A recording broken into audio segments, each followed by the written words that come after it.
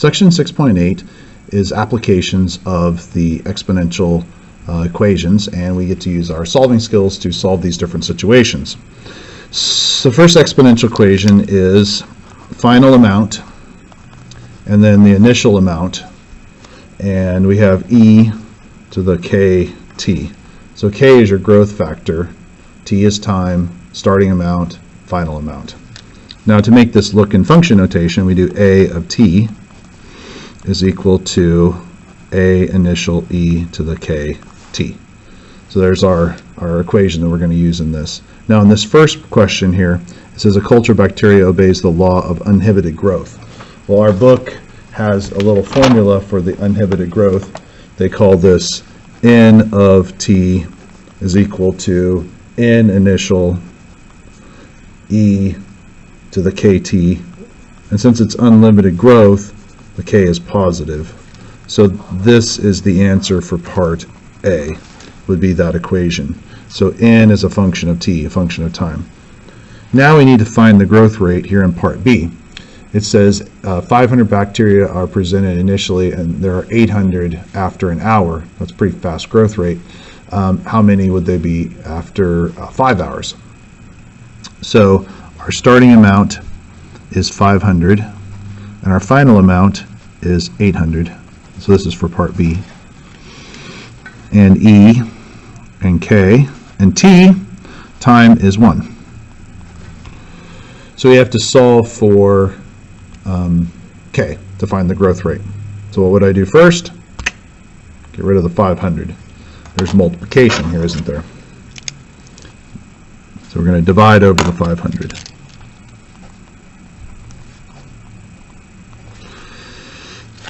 So that's a nice decimal, right?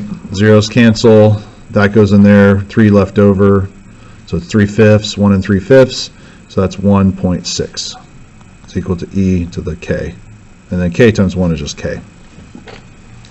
Uh-oh. Hang on a second. All right, I'm back. My throat's been a little tickly, so I had to get some water. Now we got to solve for k. So we can do base, exponent, answer, or we can take the natural log of each side. Whatever works, to make this happen can work. So there's two ways we could think about this. We could say log base e, right, of 1.6 is equal to k. And that means natural log, so it's natural log 1.6. That's what the k is. Or we could think about it by taking the natural log of each side.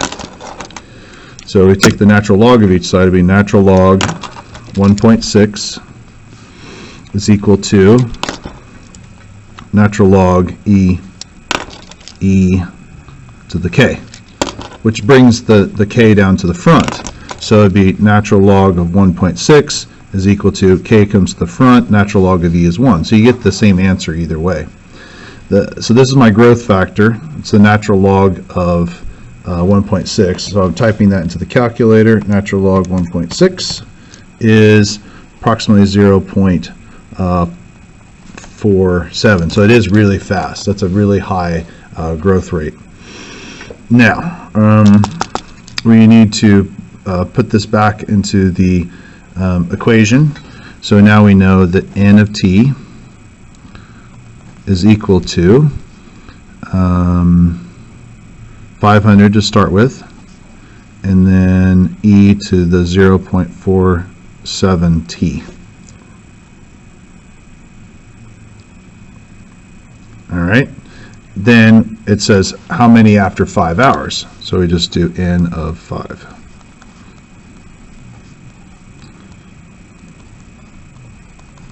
All right, so we type that into the calculator. 500 second e to the power of 0.47 times 5. So that's going to be 5 hours later. That's a lot of bacteria. I'm going to go ahead and round it to 5243. So approximately 5243 bacteria. Oops, I need a C in there, don't I? B-A-C-T-E-R-I-A. There we go. It's after school. My brain's tired. All right, now part C, it says how long before there's 20,000. So they're going to go from 500 to 20,000. So our output is 20,000 bacteria. So that's the output of the function. And then what t do I put in to make it be that way? So it's still the same growth factor, 500 e to the 0.47 t. So this is my main equation for this problem now. That's my governing equation for the problem since I found out what k was. K is the natural log of 1.6 or approximately 4.7. So I'm going to solve here. This of course is the multiplication, so I got to divide that over. So 20,000 divided by 500 is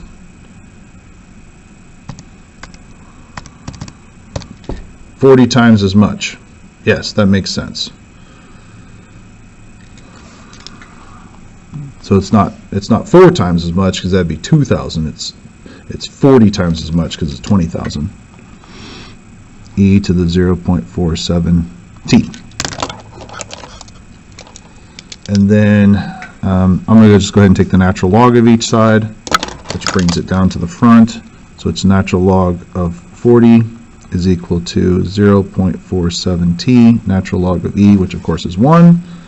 Then we divide over the 0.47, so natural log of 40 divided by 0.47 is equal to t, which is approximately equal to 40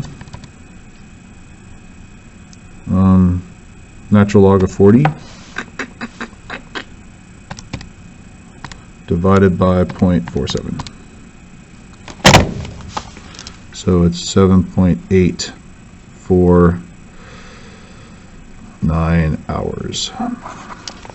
So that's growing really fast. A lot of bacteria here. Okay, next problem. Here we have to calculate K again because we know the time, but we don't know what K is. So we have to calculate K.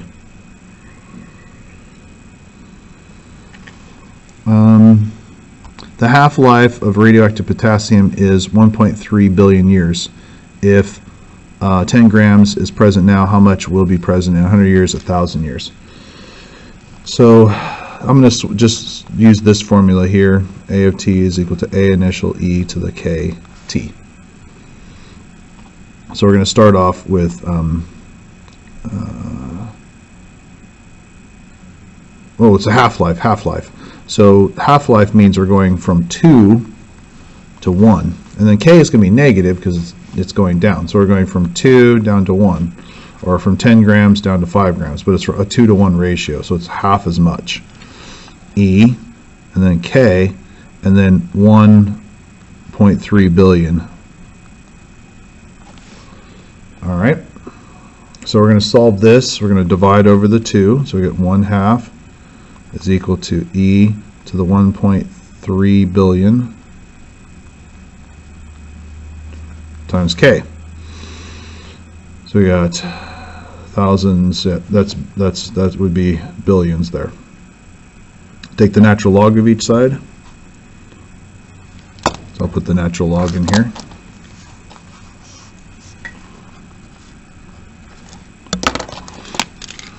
So it's the natural log of 1/2 is equal to 1.3 billion. And I got enough zeros there. K, natural log of E, which of course is 1. Then we're going to divide by the 1.3 billion. So K is equal to natural log of 1/2 divided by 1.3 billion. All right.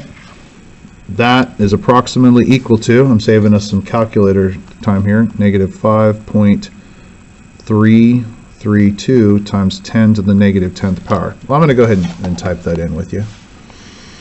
So natural log of 1/2, which is 0.5. Oops. Natural log of 0.5, which is 0.5, divided by 1,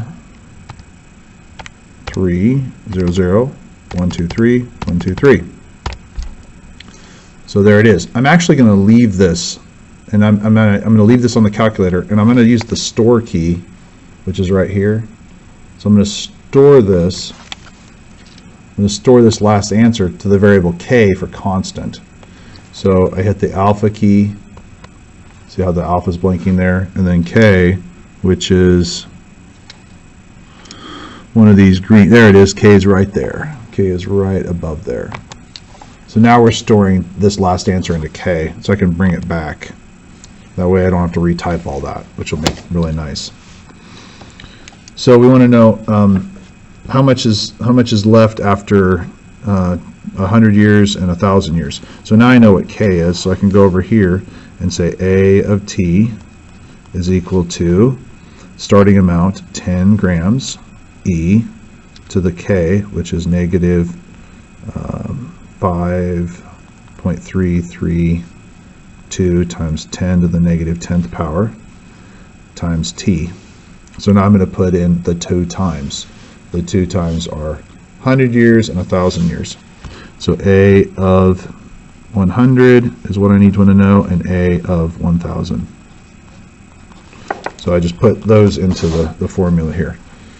So I just go 10 second e, and then k, alpha k, and then times 100. So most of it's still there because it has such a long half-life.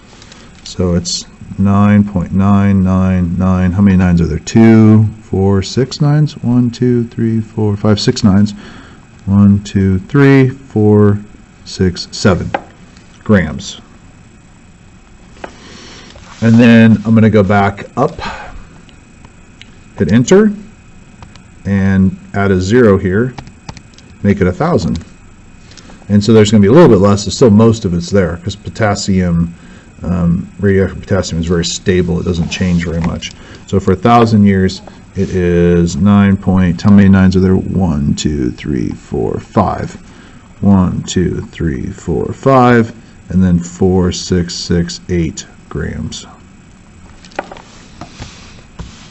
All right, so there's that problem. But we had to find K first. So the half-life 2 to 1. Okay, last problem here is dealing with a different equation. This equation is from Newton's law of cooling. It's in the book. It's U of T, and then U represents the final temperature. T represents the surrounding temperature, like the temperature in the room, plus U initial, so your starting temperature, and the final temperature, minus capital T, that's your surrounding temperature, and then E to the KT. And then K has to be less than 0 because it's something's cooling down. It's cooling down. Well, in this case, it's warming up, but it's changing. The temperature is changing. Now, this problem here proves that we're working out of a college textbook because it says the warming time of a beer stein, right? So we're talking about a beer stein. You're not going to find that in any high school textbook. So congratulations, you really did take math from a college textbook. All right, so here we go. A beer stein has a temperature of 28 degrees Fahrenheit. Ooh, that's cold. It is placed in a room with a constant temperature of 7 degrees. That's room temperature. After 10 minutes, the temperature of the stein has risen to 35 degrees Fahrenheit. What will be the temperature of the stein after 30 minutes? How long will it take the stein to reach the temperature of 45 degrees? See hint. And that's problem 15, which uses this equation. All right, so here we go. So the final temperature is 35. So I start off with 35. That's going right there. The surrounding temperature is the air temperature. This equation is used, was used very popular. When the show CSI was very popular, they're figuring out, like, time of death and the cooling of the body and all that kind of stuff. Your initial starting temperature was 28 degrees when it came out of the freezer, refrigerator, or whatever. So 28 degrees. Surrounding temperature is 70. E. K is what we're looking for, because we need to know how fast it's changing. And then T is time, 10 minutes. Okay, so we have to solve for K. So I'm using my algebra skills again. Subtract over the 70, so it'd be negative 35 is equal to, that minus that would be negative 42, e to the 10k. Divide over the 42. So that reduces to 5/6, e to the 10k. Now I'm going to take the natural log of each side and get natural log of 5/6 is equal to 10k, because the exponent comes to the front, natural log of e, which is 1, divide by 10, and we get this for k. So natural log of 5/6 divided by 10. So the decimal approximation of that, I'm typing it into the calculator, so you would get k is approximately equal to negative 0.0182. That's what I rounded it to by typing it into the calculator. Then we go to figuring out what we want to do here. So what's the temperature after 30 minutes? So after 30 minutes, we're just doing u of 30. We're just putting. So let me write the equation here. The equation is u of t is equal to t, which is 70 in this case.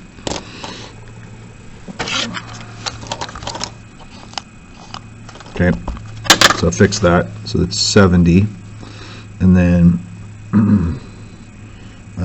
minus, and we already figured out what this was.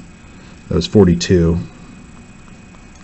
And then ek is negative 0.0182 t. So that's the equation for this, because this is used. That's the surrounding temperature. We already figured out to be negative 42, and I just figured out k. So now I can do any time I want to. So 30 minutes later, so I just do u of 30. So I just put 30 into the equation.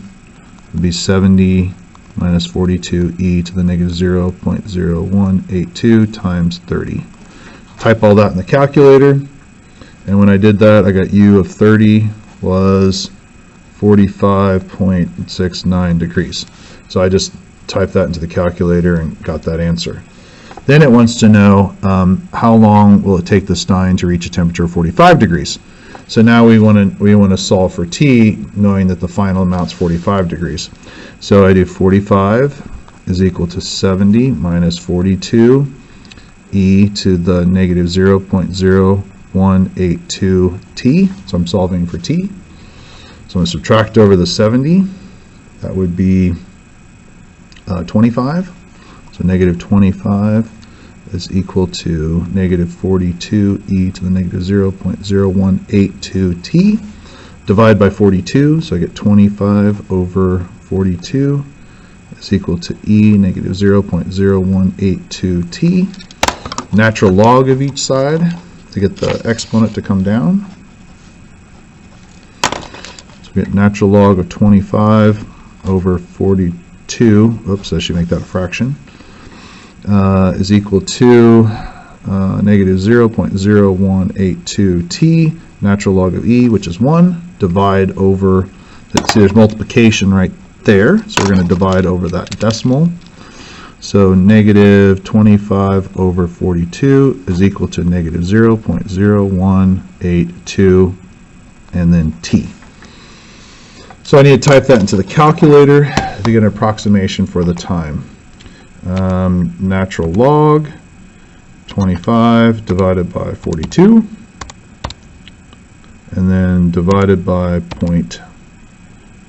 negative 0.0182, enter. So 20, that's 30 minutes. This is saying 28 minutes. Did I do something wrong? Hang on a second. No, nothing went wrong. I just freaked myself out for a second. So t is approximately equal to 28.5 minutes. Because I got mixed up here. It was 10 minutes to get to 35 degrees. See, it was 10 minutes to get to 35, and then it's going to be longer to get to 45. Right? It's going to be longer to get to 45. And I was thinking that it was 30 minutes to get there, and it didn't make sense, but I forgot that it was just 10 minutes. So 10 minutes made it 35, and then 28 minutes made it 45 degrees. All right, so you should feel like real college students because you did a problem that's not going to be in a high school math book. There you go. So I want you to take a look at these 5 problems here on page 486.